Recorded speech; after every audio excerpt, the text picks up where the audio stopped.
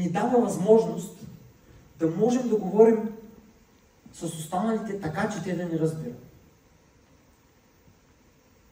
И тук ще се върна към едно нещо, което може би някой от вас е чул, може би не. Ние му казваме златното правило в комуникацията. Златното правило в комуникацията, някой може да ми помогне да довършим следното изречение. Отнасяй се с другите така, както другите се отнасят към теб. Както искаш те да се отнасят с теб. Добре.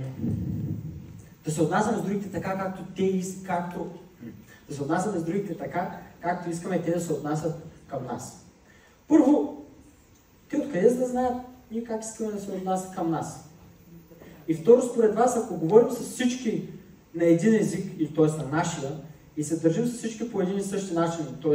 нашия начин, това колко ще сработи в обществото, в което сме в момента, според вас? Моля? Не, тук казва някой, че няма да сработи. На колко процента ще сработи? 30. Окей? Добре, може би ще сработи някъде, за някой ще сработи в 20%, в 30%, за някой дори може да сработи на 50%. Но какво става с останалите между 75 и 50% от комуникацията, която имаме? На работа, в личния живот, с детето ни, с шефа, с колегите. Какво става с тази друга комуникация? Губи се, изчезва, изпускаме възможности за приятелства, за бизнес, за колаборация, за проекти, общи и така нататък и така нататък. Има ли смисъл в това? Да? Не? Да? Не?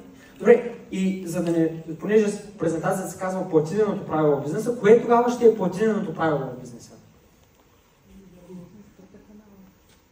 Моля да работим?